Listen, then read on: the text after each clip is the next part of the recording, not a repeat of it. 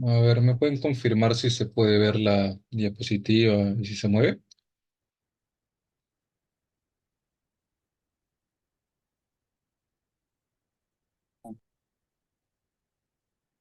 ¿Sí? ¿Entenderé que sí?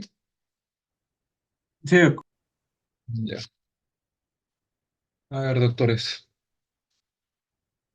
sé que es un poco tarde, así que vamos a empezar. Eh, Soy del Hospital Revaliati, soy infectólogo, así que uno de los primeros temas que vamos a poder tocar va a ser tuberculosis. Ya. Es un tema importante, así que sería ideal que todos hubieran estado presentes. Imagino que después van a estar leyendo la clase o revisando más. Lo que vamos a conversar ahora es tuberculosis pulmonar, extrapulmonar, diagnósticos y tratamiento. Tuberculosis pulmonar. Entendiendo que la tuberculosis en general es una patología que lo han visto a lo largo de su carrera, desde historia de la medicina, fisiopatología, neumología, medicina interna, y que a cada rato siempre cuando pasan por algún paciente les comentan que puede ser tuberculosis, pues habría que entender por qué les dicen esto, ¿no? Y es que uno, es tan importante la tuberculosis que es la principal causa de muerte por causa infecciosa a nivel mundial. ¿Ya? Cuando vemos de problemas infecciosos, la tuberculosis gana de lejos.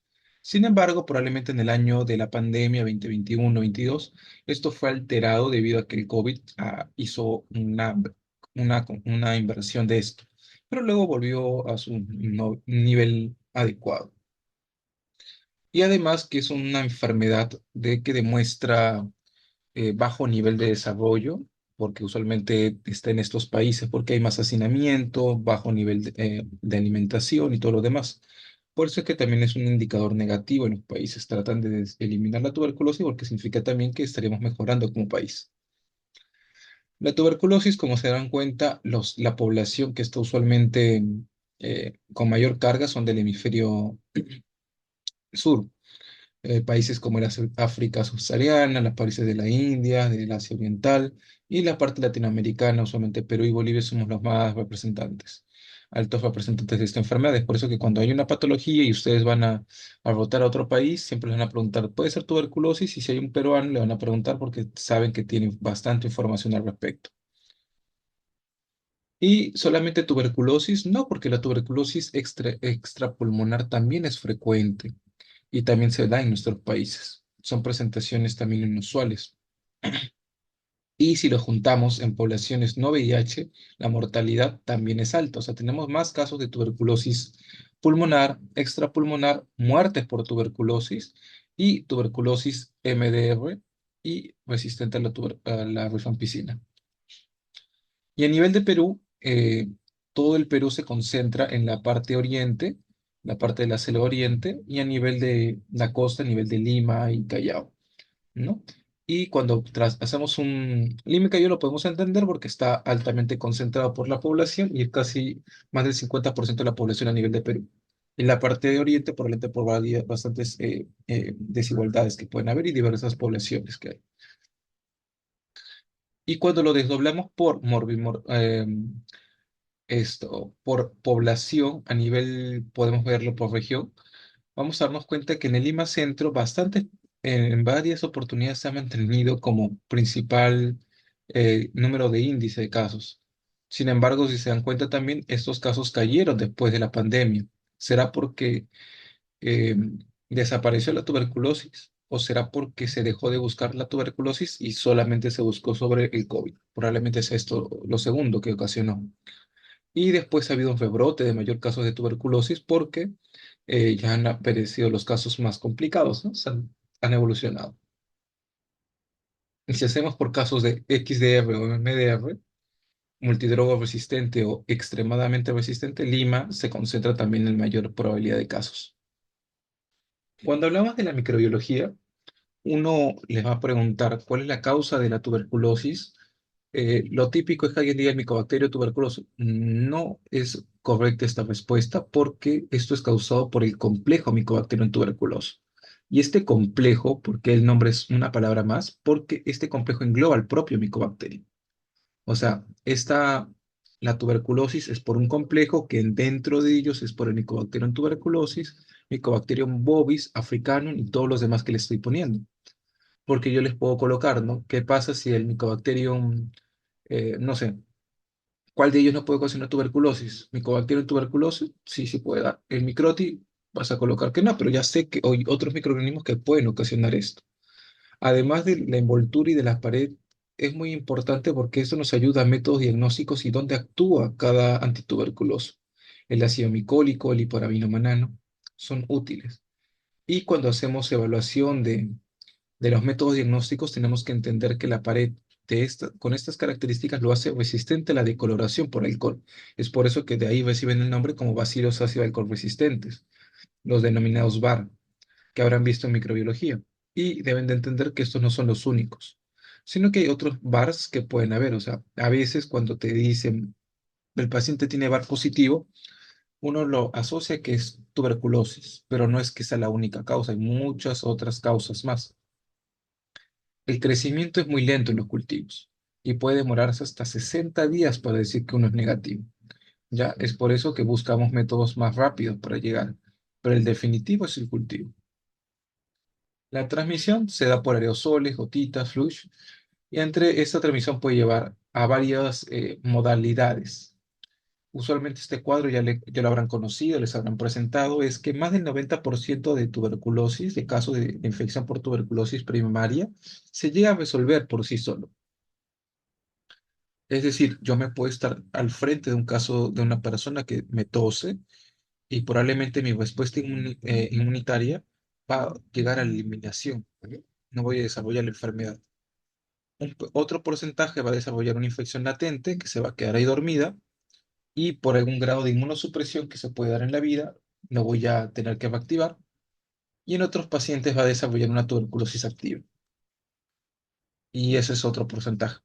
Ya hay un término incluso actualmente que en algunas revisiones se está sacando como la tuberculosis asintomática, como que personas que no tienen mayores síntomas y tienen tuberculosis.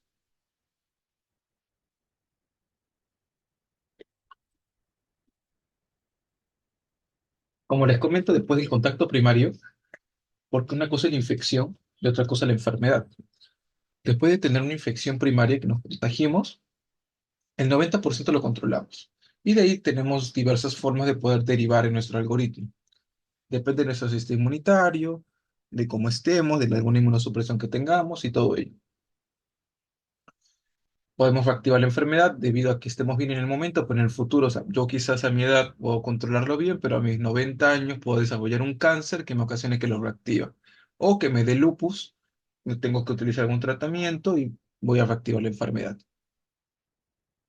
Es por eso que la historia clínica también con comorbilidades, medicamentos que toma, contactos, es muy importante. Cuadro clínico. El cuadro clínico, como sabrán, es muy diverso. Puede presentar, dependiendo del órgano que afecte, cualquier tipo de presentación. Es por eso que les dicen que la tuberculosis es una gran simuladora. Si nos concentramos solamente en síntomas pulmonares, va a ocasionar tos, seca, húmeda, con expectoración, con hemoptisis, dolor pleurítico, disnea y síntomas generales muy diversos: fiebre, pérdida de peso, malestar, cansancio, hiporexia, astenia, cualquier manifestación. Esos son síntomas generales. En imágenes podemos tener lesiones cavitadas, ganglios consolidados, derrame. Así que siempre puede ser tuberculosis, sí, siempre puede ser. Pero yo tengo que hacer unidad clínica, descartar y poder evaluar, porque como les comenté, la tuberculosis no es que me dé de un día para otro, usualmente es algo crónico, ¿ya? Y se da por reactivación en la mayor parte de veces, ¿no? Porque más del 90% lo controlo. Y otras presentaciones, tuberculosis miliar, que es una diseminación hematógena, y la extrapulmonar, que va a afectar y va a tener su presentación clínica según el órgano afectado. Y eso es lo que también vamos a desarrollar. Esa, por ejemplo, es una imagen de un paciente que se podrán dar cuenta, es una tuberculosis que forma, probablemente no van a participar, pero es una tuberculosis de presentación miliar. Se ve micronódulos, los conocidos como granos de mijo, como lesiones granulares, micronodulares en ambos campos pulmonares distribuidos, ¿no? Probablemente el paciente no tiene síntomas muy marcados, porque va a tener probablemente pérdida de peso, fiebre, malestar, pero no va a tener quizás tos seca y no va a tener mayor molestia. Otra imagen un poquito más antigua de otra tuberculosis miliar, en ese son menos lesiones pulmonares, menos claro. Pero igual es, lo que trato de mostrarles es que sean micronódulos pequeños en ambos campos pulmonares. O sea, ya tenemos la presentación pulmonar, que es la típica lesión que ven en el pulmón, lesiones cavitadas, pulmonares, consolidados, todo ello. Lesión miliar, que quizás no va a dar muchos síntomas, pero va a ser micronodular y va a ser un poquito más llamativa. Yo tengo que acostumbrar mi ojo a ver micronódulos. Y la tuberculosis extrapulmonar en sí misma, que va a tener muchas presentaciones. Uno de ellos es la tuberculosis del sistema nervioso central, que igual, ¿qué presentación puede dar? Todo tipo. Meningitis T, encefalitis, meningoencefalitis, todo ello. Y se puede presentar como tuberculomas, aracnoiditis, mielitis transversa, muchas presentaciones. El principal factor de riesgo, como cualquier caso de TBC, es el VIH, pero no es el único. Ya saben que hay otros factores de riesgo, hacinamiento, desnutrición, comorbilidades en esta época, en estos años que ahora son, la esperanza de vida se ha prolongado más, existen más enfermedades crónicas y que pueden inmunosuprimir, llámese antineoplásicos, quimioterápicos, trasplantes. Pero sí hay reportes que obviamente el VIH puede darte más de 50 veces tener tuberculosis que a cualquier otra enfermedad. Otros te pueden dar 20, 30, pero hay que siempre buscar. Y le gusta el VIH, ser amiga de la tuberculosis y por eso siempre casi hay que buscar. Piensas que tiene TBC, descartas que no tiene VIH. Si ves que tiene VIH, hay que descartar que no tenga TB. Como habrán escuchado en algún momento, algunos nódulos conocidos en el pulmón se llaman los nódulos de Gauge, todo ello. Y en el sistema nervioso central existen unos focos, los focos de Rich, que también son como que granulomas, pero a nivel del sistema nervioso central, que estos se pueden romper y ocasionar diseminación y ocasionar lo que conocemos meningitis, encefalitis y todo lo demás. Tiene un componente inflamatorio denso, que usualmente compromiso de pares craneales, que eso tiene que saber qué pares craneales usualmente afecta la tuberculosis, vasculitis hidrocefalia, infartos cerebrales, todo tipo. Y la punción lumbar, ¿cómo voy a tener? Hipoglucosvaquia, hiperproteinorvaquia, pero citosis predomina mononuclear. Y recordar, ¿cuál es el tipo de presentación? Es crónica usualmente, ¿ya? Puede haber una presentación aguda en algún caso de 1 en 1000 millones que esté reportado en algún país del mundo, sí puede haber, pero no es la forma usual, no es lo típico, y ustedes tienen que aprender a verlo más frecuente. Tuberculosis ósea, igual, es otra afectación de la tuberculosis diseminada que puede afectar, en este caso, el sistema osteoarticular. Puede tener espondilitis, artritis, osteomielitis. Acá hay otro nombre conocido. Probablemente cuando afectan la columna ósea a nivel alto, dorsal bajo, lumbar alto, se conoce como mal de Pot. Es otro más frecuente que la TBC del sistema nervioso central. Obviamente, si me afecta la columna, ¿qué va a pasar? Dolor, lumbar, pérdida de peso. O sea, puedes tener una persona adulta mayor que pierde peso porque no está comiendo por el dolor y las personas dicen que tiene lumbalgia, todo eso, se está encorvando porque probablemente es mayor. Y puede ser que alguien diga, no es degenerativo, todo eso lo manda a su casa con sus analgésicos. Pero puede ser que tenga tuberculosis, solamente que no investigamos siempre del todo. Así que hay que ver. También otros músculos que se afectan pueden afectar los paravertebrales y hasta psoas, que es típico del mal de Pod, ¿no? Espondilodicitis TBC con afectación del músculo de psoas, que puede llegar hasta ser bilateral. Tuberculosis urogenital es otra causa de tuberculosis extrapulmonar. Después de la ganglionar es la más frecuente, pleural después sigue, y después la urogenital también. Afecta según sea sexo masculino o femenino. Si fuera a nivel renal, puede afectar a cualquier parte, pelvis renal, uréteres, vejiga. Si afecta a genitales, en el epidídimo es más frecuente o en la extraparte del sexo femenino, a las trompas de falopio. Características. La tríade colombino, otro nombre que tiene que acordarse cuando presenta hematuria con piura séptica ácida. Pero no habría que extrapolarlo. O sea, ¿es frecuente que un paciente con tuberculosis urogenital presente esto? Sí.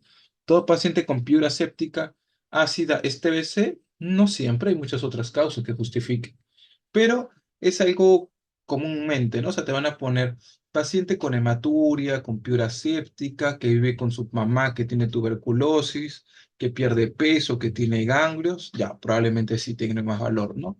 porque el examen por sí solo no tiene utilidad, sino todo el escenario clínico. El epidemiología. Tuberculosis ganglionar probablemente la presentación más frecuente y lo más llamativo es lo que se conoce como escrófula. ¿Ya? La afectación de la cadena ganglionar cervical es la más frecuente. También podemos tener la tuberculosis pericárdica, que obviamente si inflama el pericardio, ¿qué va a pasar? Una pericarditis constrictiva. Acá les tengo una imagen de una tuberculosis pericárdica en la que si pueden llegar a apreciar, pueden ver que acá tenemos las dos paredes del pericardio, las dos hojas del pericardio que están dilatadas por este líquido que no debería estar ahí y está obviamente evitando que el corazón lata de manera correcta. Si se dan cuenta también, es un paciente adelgazado, tiene poco panículo adiposo. ¿Ya? Así que probablemente está adelgazado y tiene un derrame pericárdico. Así que tendremos que ver cuáles son las causas. Tenemos que obviamente primero ayudarlo para que el corazón late. Hay que operarlo, sacarle de eso, ponerle una pericardiocentesis, un SAR. Pero tenemos que mandar cultivos porque probablemente la causa más frecuente va a ser TBC.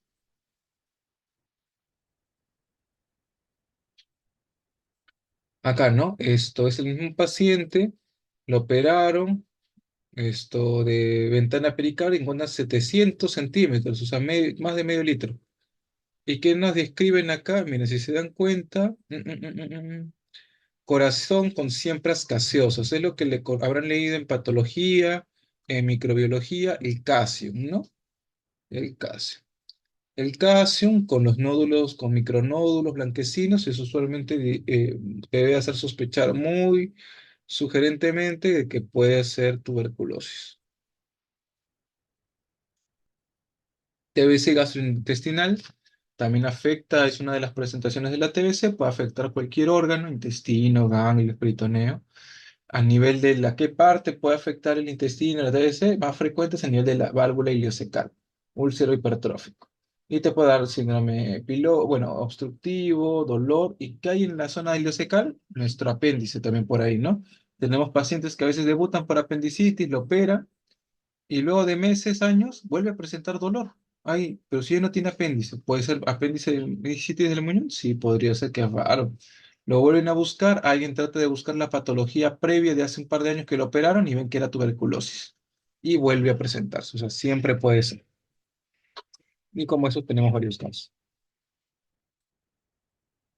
Ese es el AP de un paciente que también, ¿no? El problema de la apendicitis, de la tuberculosis gastrointestinal es que suele ser más catastrófica. En el tema que como siembra todo, inflama todo, se caracteriza que el tejido no pueda pegar por sí solo. Y tienes que colocarle drenes, bolsas de colostomía, drenaje, todo ello. Ves en en el sala de operaciones y ves, no sé si pueden llegar a ver gránulos de mijo, micronódulos que no deberían estar ahí. ¿Por qué están ahí estos nódulos anacarados blanquecinos, no? Qué raro. Y es un paciente joven.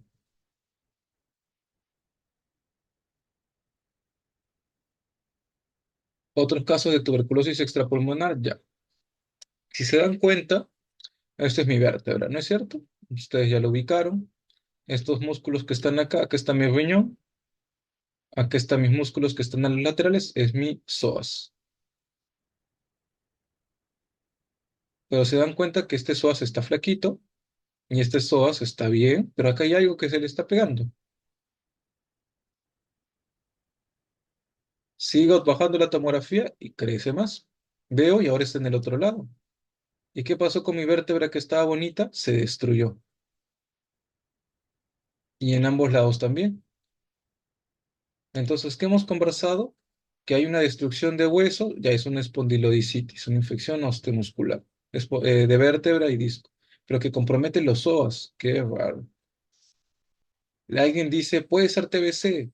Entonces, yo me acuerdo que en mi clase de infectología me dijeron que para que pueda hacer una tuberculosis em, extrapulmonar, casi siempre tiene que haber hecho una siembra. O sea, tuvo que haber ido del pulmón, haber hecho una diseminación y quedarse en algún lado. O sea, para yo encontrar en algún lugar como una vértebra, tengo que haber buscado o haber pasado por el pulmón. Es por eso que él va a pedir una placa de tórax. Y en la placa de tórax, aunque el paciente esté asintomático, encontró que había un infiltrado en el ápice izquierdo. Entonces, acá vemos y en el ápice derecho también. O sea, yo hice unidad clínica, vi que había un problema en el hueso, sé que va a ser difícil punzarlo ahí, pero sé que lo más probable es que haya pasado. No es que sea siempre, pero más de un 80% tuvo que haberse diseminado. Así que yo encuentro, pido mi plaquita y encuentro lesiones. Así que puedo decir, hay un problema que ha ido del pulmón probablemente a otro lugar de mi cuerpo. Así que, ¿qué problema va a ser? Tuberculosis probablemente, ¿no? Acá también, ¿no? Se ve la compresión de la vértebra destruida a nivel de la columna. Probablemente este paciente va a tener sección medular, ¿no? O sea, tienes un paciente que viene ya no puede caminar, su paraparese, que puede ser tuberculosis, afectó la médula. Y en este paciente se le hizo al de la lesión en el psoas una prueba de PCR de tuberculosis, conocida como NEXPERT, y salió positivo. Y yo les había comentado, doctor, ¿cómo es el método diagnóstico de tuberculosis? Es el cultivo. ¿Cuánto puede demorar el cultivo? Hasta 60 días. Pero ya conozco que existen otras pruebas que pueden acortar esto, que esto puede demorar, según el inserto, hasta 3 horas el resultado. En un hospital o clínica, probablemente 6, 12 horas un día, pero ya es bastante la diferencia en el tiempo. Hace el diagnóstico de tuberculosis, no necesariamente, sino que me permite empezar el tratamiento. El diagnóstico definitivo sigue siendo este método,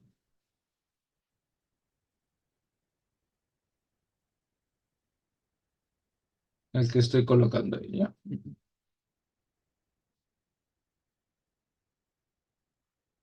Este es otro caso que hemos utilizado también esta metodología para pedir un líquido acítico. ¿Ya? En líquido acítico también tenemos positivo para tuberculosis, sí, porque también era un caso de una mujer joven que viene con derrame líquido en abdomen, ascitis, ven que tiene una masa en el ovario, diagnostican o sospechan, ¿no? El ginecólogo, los médicos, que era un probablemente cáncer de ovario con metástasis, carcinomatosis, todo, y le estaban poniendo quimio, quieren operar y sacar todo, pero lo punzan el abdomen, le punzan y le sacan líquido, y alguien lo manda a expert. Porque dijo, qué raro que una mujer joven debute con un cáncer, ¿no? Y ven historia clínica y bueno, tiene factores de riesgo. Le piden y sale TBC positivo. Obviamente su pronóstico cambia. Ese es otro caso de un paciente con mastitis crónica, ¿no es cierto? Tienes un paciente con una lesión ulcerar en la mama que uno dice, puede ser por bacterias, sí, es frecuente. Eh, es caso raro de TBC, sí, porque acá de coloración sin índices en otro bacilo socio del corpo existente.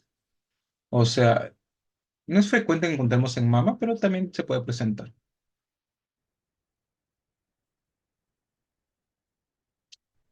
TBC ganglionar, presentación como un nódulo, un ganglio, que va creciendo y luego puede por sí mismo fistulizar.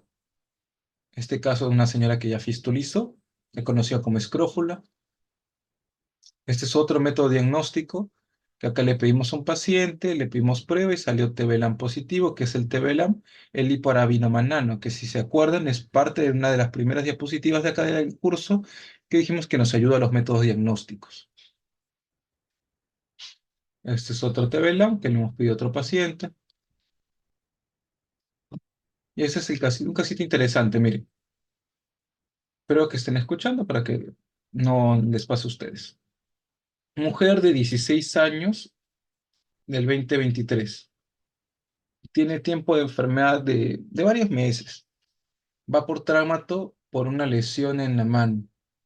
Tenía un nódulo a nivel entre la segunda, tercera falange.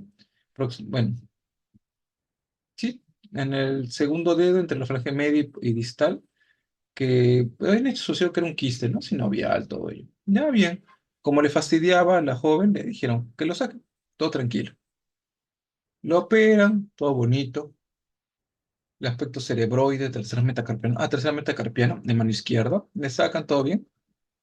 Tumor, ¿no? Ya le sacan.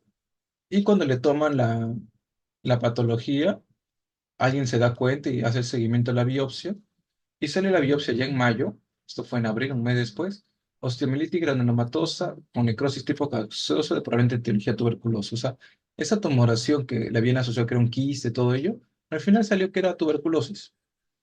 Si no hubiéramos visto la patología, se hubiera ido a su casa sin tratamiento. O sea, ya se había ido a su casa, pero tendrías que buscarla para que vuelva a darle tratamiento, pero si no se pierde el paciente.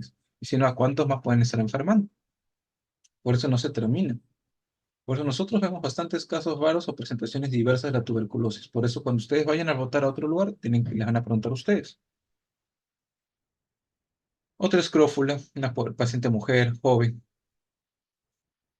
Otro TB positivo. Este es de absceso intraabdominal. Y como vemos, tenemos bastantes casos de tuberculosis. Y por lo tanto tenemos que poder saber qué métodos diagnósticos podemos tener. Tenemos métodos microbiológicos, directo, cultivo, inmunológicos, moleculares y sensibilidad a drogas. Entender que la vaciloscopia es el método más fácil que les habrán dicho, ¿no? Que es el BK directo, lo que toman en todos los lugares, que usualmente no sirve porque es relativamente insensible. Necesitas como mínimo 5.000 bacilos para ser detectado. Pero en la población inmunocomprometida, probablemente no vas a tener muchos bacilos que poder recolectar. Así que tenemos esa desventaja. Pero entonces, ¿por qué, doctor, se sigue haciendo? Porque es simple, de bajo costo. No necesitas un centro muy grande, lo puedes hacer en tu posta cuando hagas tu serum. Problema es que, ¿qué es lo que te dice la baciloscopía? VAR positivo. O sea, hay un bacilo ácido alcohol resistente. ¿Te puede decir si está vivo o no? No, no te puede decir. Es decir, yo puedo estar en tratamiento 6 meses con tuberculosis, haber ido bien y sigo dando VAR positivo.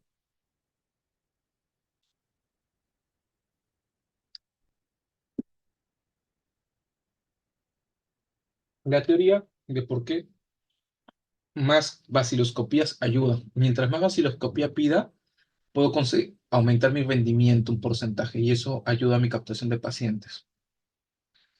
¿Ya? Por eso que siempre pedimos seriados. ¿Y podemos tener 20 vaciloscopías y tener tuberculosis? Sí, también puede ser. A la 21 puede dar positivo. Tinciones, vacío del core resistente con esto, la típico VAR y la fluoresceína. ¿Ya? Este es otro método, el método de cultivo. El cultivo es el método diagnóstico de enfermedades infecciosas. Cuando les pregunten en infecto cómo se diagnostica alguna enfermedad infecciosa, método siempre es cultivo. ¿Cuál es lo bueno? Que puede detectar 10 bacilos, desde 10 bacilos. ¿Y cuánto detectar la vaciloscopía? Más de 50.000, 5.000 por mililitro. O es decir, con 10 bacilos yo lo puedo determinar. ¡Qué excelente! ¿Puede determinar si está vivo o muerto? Claro que sí, porque si crece en el cultivo es porque tiene viabilidad. Si no crece, porque no lo tiene. Problemas, la demora. Demora hasta 60 días tener un cultivo. Otro problema, necesitas un laboratorio más especial. Nivel 2 3 no lo vas a poder hacer en tu posta, porque como estás trabajando con cepas vivas, el riesgo de que generes un riesgo de laboratorio para la población es alto. Así que no lo puedes hacer en todos los lugares. Así que aunque el cultivo tenga muchos problemas, es el método diagnóstico todavía por excelencia.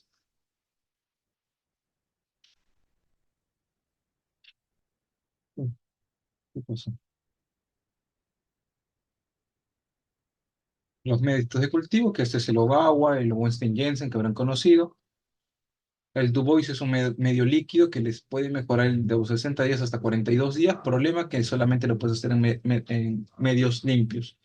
O sea, tejido estéril, por así decirlo, como tejido pericárdico, cefalorraquídeo.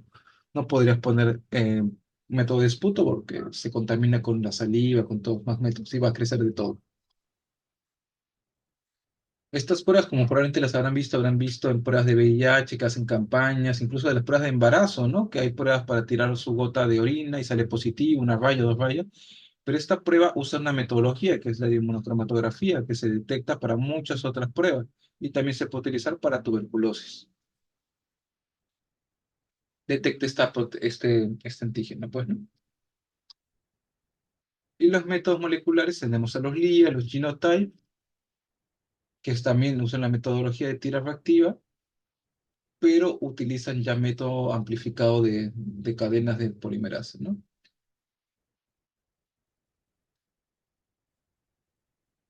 Y el otro método que tenemos son los PCR en tiempo real, que ya todo no lo haces semiautomatizado, todo lo haces automatizado en una máquina.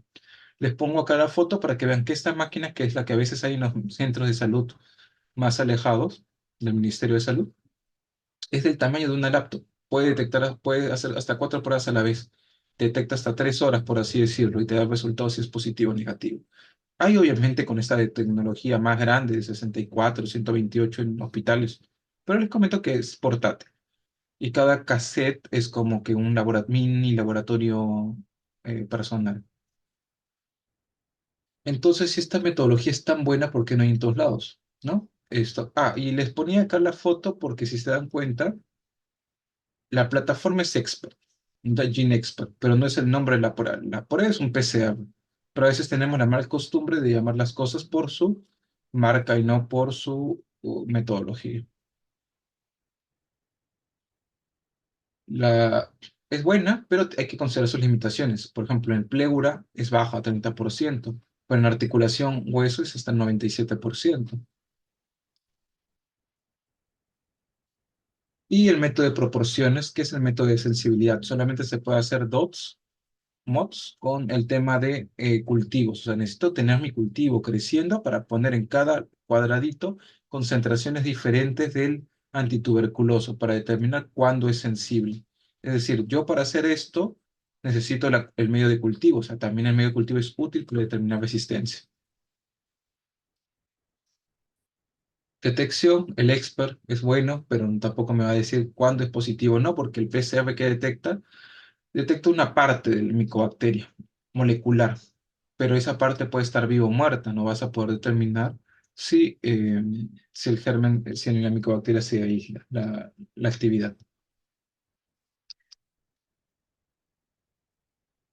Otros métodos de tuberculosis latente, el TCT o IGRA, que tiene bastantes limitaciones en nuestro país, porque como estamos vacunados, existen otras micobacterias, no tiene mayor utilidad, salvo casos excepcionales de especialidad, como los pacientes que pueden ser sometidos a inmunoterapias, eh, anticuerpos monoclonales, anti-CD20 o corticoides altas dosis de manera continua, entre otros.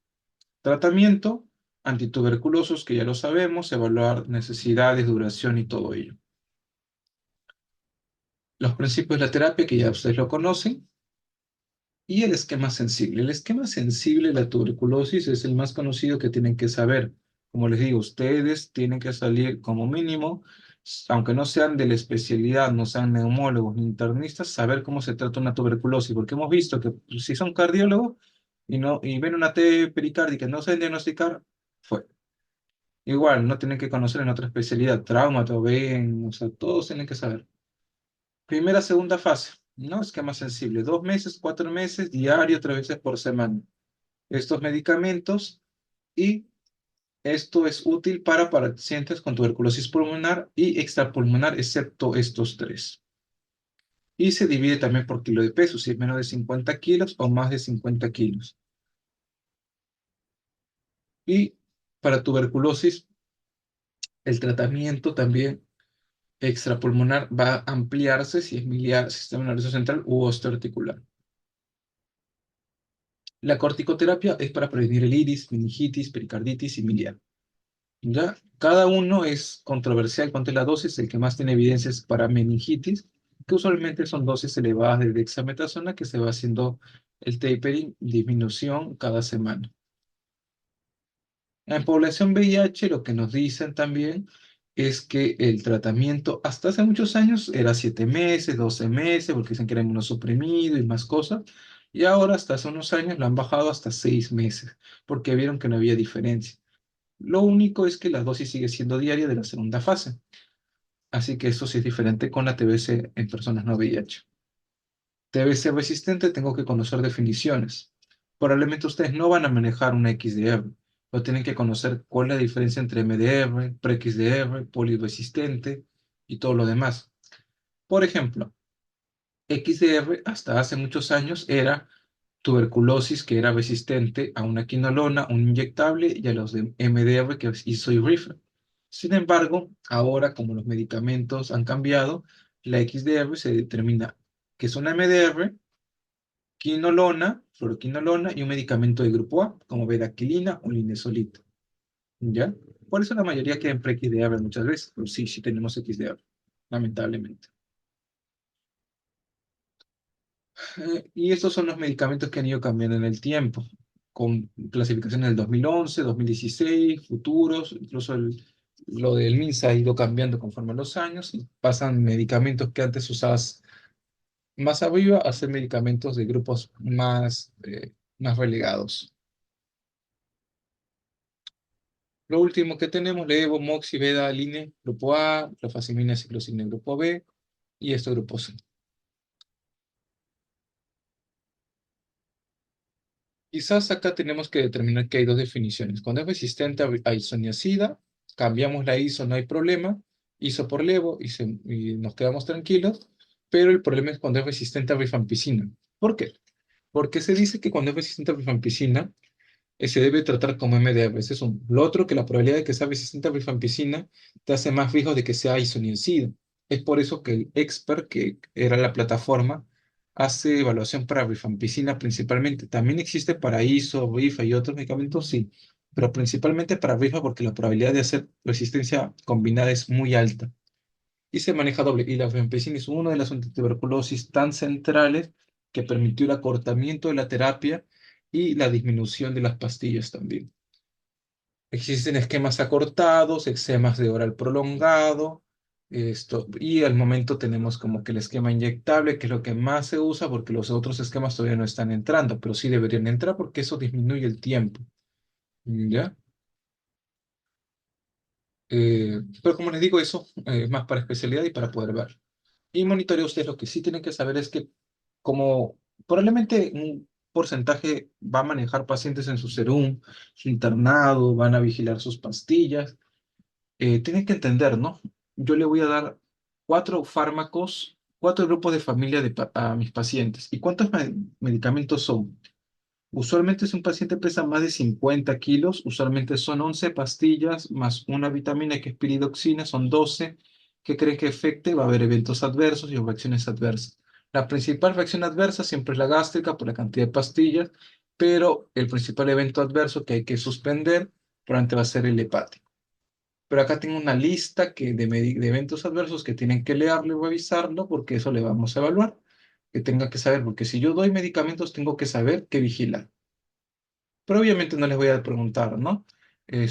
¿Alguno me da alergia? Cualquiera me puede dar alergia, cualquiera me puede dar náuseas, vómitos. Eso no es un tema, pero tengo que saber alguna que otra cosa, ¿no? Por ejemplo, el Linezolid me da plaquetopenia, mielosupresión, ¿no? Eso tengo que saberlo. Y como les digo, el BAFF hepático es muy importante porque tengo dos definiciones.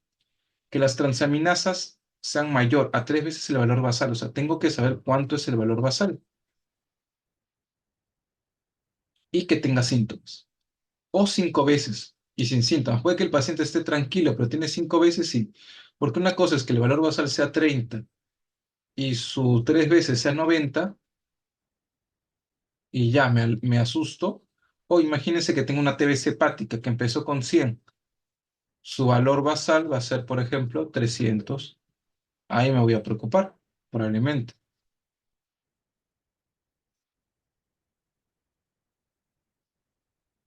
Y las conclusiones ya para acabar con esta exposición es que la tuberculosis es una infección que tiene diversas presentaciones clínicas y atípicas.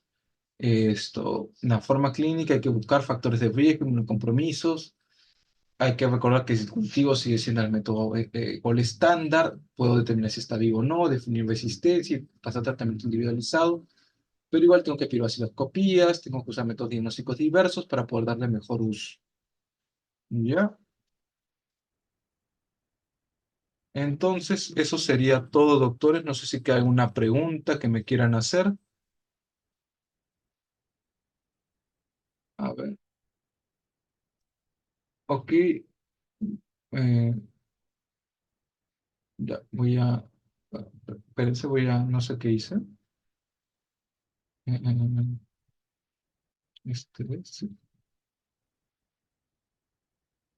Ya. Acá una pregunta de uno de sus compañeros es que les comente qué es el iris. Ya, a ver, el iris, mm, ¿dónde está? El iris, bueno, de algunos libros lo van a encontrar como SIRI, es el síndrome de reconstitución inmune. El síndrome de reconstitución inmune, a veces, muchas veces lo asociamos a VIH. ¿Solamente se da en VIH? No, es incorrecto. Se da en cualquier otra forma de que puede comprometer mi sistema inmune. ¿Qué quiero decir? El ejemplo clásico es en VIH, así que les voy a hacer un ejemplo. Tengo mi CD4 bajo, no sé, en 5, acordándonos que nuestro valor normal debería ser más de 500 probablemente. Así que como tengo 5 de linfocitos CD4, no va a haber ninguna infección que mis linfocitos se van a pelear. Así que no va a haber ninguna respuesta. Voy a estar feliz y contento hasta que un momento pase una infección, me tosan, hagan neumonía y me muero. Sin embargo, cuando yo empiezo mi tratamiento antirretroviral, mi TAR, mi CD4 va a ir subiendo. Y aquí justo está nuestra amiga, quizá la tuberculosis. Y acá encuentra ya linfocitos con los que pelear, porque antes no podía pelear porque no era abusiva con ellos. Pero ahora sí hay bastantes, así que van a pelear. Como van a pelear, va a haber, tú dirías, doctor, si estoy tratando a mi paciente con la tuberculosis, debería ir bien. Pero en vez de eso, está empeorando. El paciente tiene más fiebre, malestar, pérdida de peso, náuseas, todo. ¿Por qué? Porque hay una respuesta inmune que está combatiendo mi cuerpo con esa infección. ¿Y cuál es el tratamiento para apagar mi sistema inmune en un momento? Es corticoides. ¿Tengo que quitar el tratamiento antirretroviral? No, sino dormirle un momento con corticoterapia. Le decía que este es el ejemplo clásico con pacientes VIH, pero también podemos hacer con pacientes inmunocomprometidos. Imagínense un paciente que le dé quimioterapia. Le dé quimioterapia, no tiene neutrófilos, tiene cero de neutrófilos, y en un momento se va a ir la quimioterapia y va a subir de nuevo. Y cuando suba va a encontrar infecciones y va a pelear igual. También pacientes con la propia tuberculosis, ¿no? Acordarnos que la inmunosupresión, a veces ponemos síndrome de inmunosupresión, está bien, por VIH, o sea, no siempre síndrome de inmunosupresión es por VIH, hay otras enfermedades que ocasionen. La propia tuberculosis es una inmunosupresión, así que sí, es un inmunocompromiso. Ya puede ocasionar que tu sistema esté debilitado, vas a darle tratamiento y se debilita. Puede ocasionar un iris por desenmascaramiento, que es lo típico en VIH, o por empeoramiento, ¿no? O sea, desenmascaras una enfermedad que no había, que al inicio aparentemente no había, o empeoras una enfermedad que estás dándole tratamiento. Ya, no sé si fui claro con la respuesta. Esto, si no me dice. Ok, Camila. Ok, me dices cuánta especificidad. Acá que probablemente te va a ayudar mi diapositiva. Acordarnos que los PCRs, en este caso el expert, o sea, digo PCRs porque hay muchos PCRs de tuberculosis. Cada plataforma está validada para algún tipo de sensibilidad y siempre no podemos extrapolar, ¿no? Y es buena la pregunta. ¿PCR y qué tipo?